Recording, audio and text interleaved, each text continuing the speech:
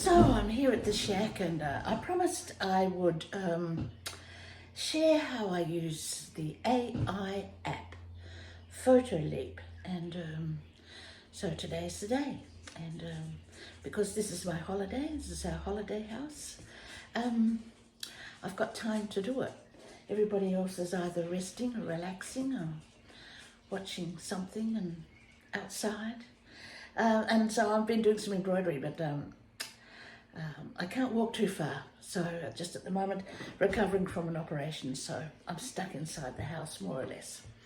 So Photoleap is, you can use it for free, just don't get caught paying, a year's subscription. So I'm going to share how I use it, and people say to me, how do you use that AI app? And there's lots on YouTube, so you can watch that, but I'm just going to show you a little bit of how I use it. So this is the program, this is the website. You can only use it on your phone or your iPad. I've had a bit of problem with the iPad. It doesn't show up as well. So these are photo images. Now the images I'm showing you are some that I did in Photoleap because I wanted some portraits to create in stitching. And whilst I take a lot of photos and use those sometimes, I wanted to be able to share with my classes some really original things, and this is as original as you can get, to be really honest. And I loved these, I really liked these.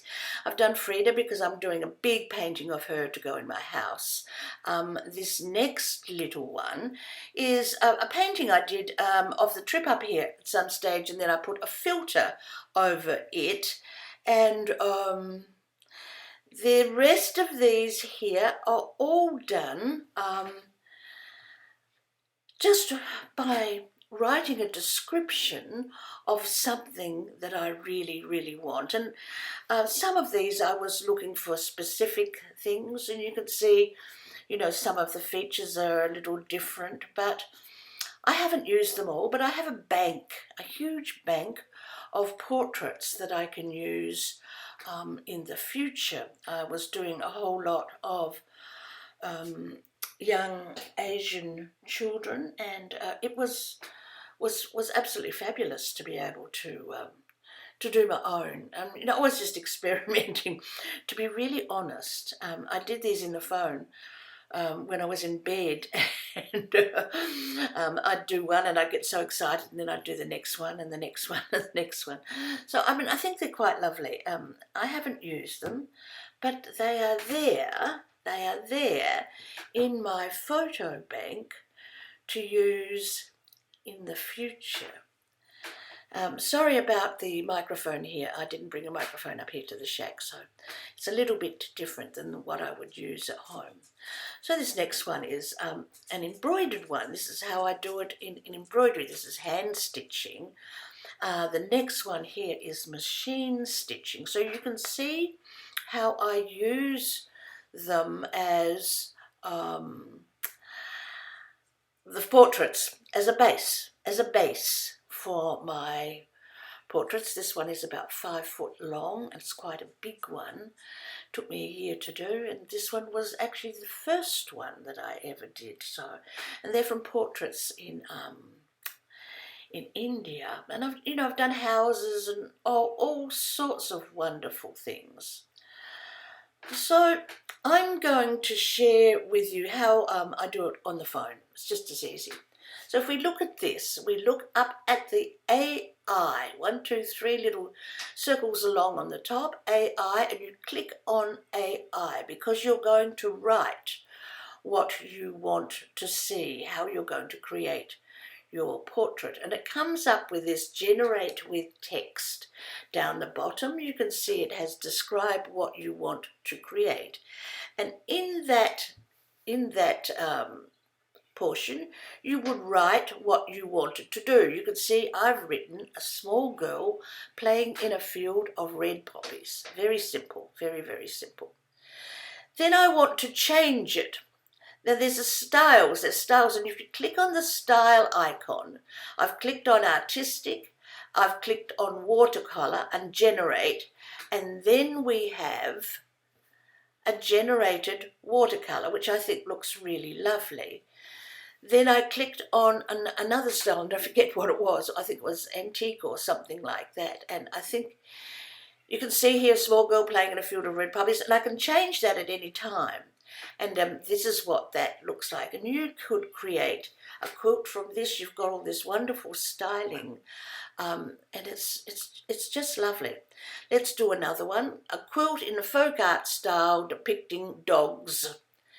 And look at this one. I think it's fantastic. So it's like a quilt, but it's dogs. I could make a quilt out of this, and I think it's absolutely fabulous.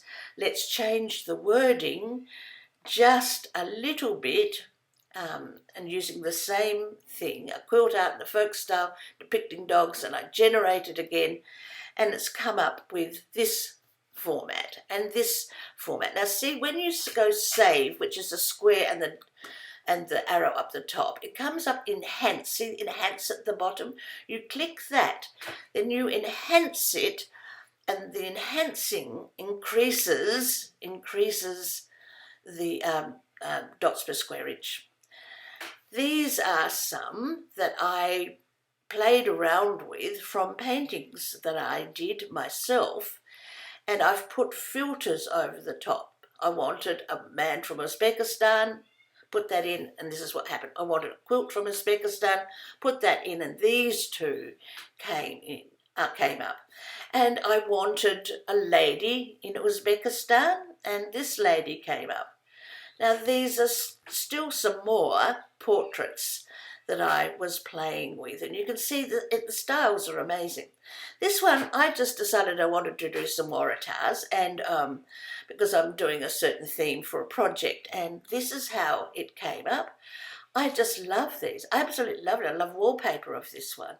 And I changed it in the style, so these are different styles of the very same picture. Oh no, another picture. The picture I've got at the end here. So this is a few more of the styles that came up. I absolutely loved it. And then I came to this one, which I decided I would really use, and now I'm doing a watercolour of that picture. So there you are. It's a little bit short, but I think it gives you an idea of what you can do. If you have any questions, just send me a message and I'll try and talk you through the process. This was actually one of my drawings in the iPad, and I put it into the program and I put it into another style. There's so many different styles you can use. You just need to experiment, and I'm sure they show you more on YouTube, but this is how it came out. And I love those trees at the bottom, what they've done with them, so I might use that in another program.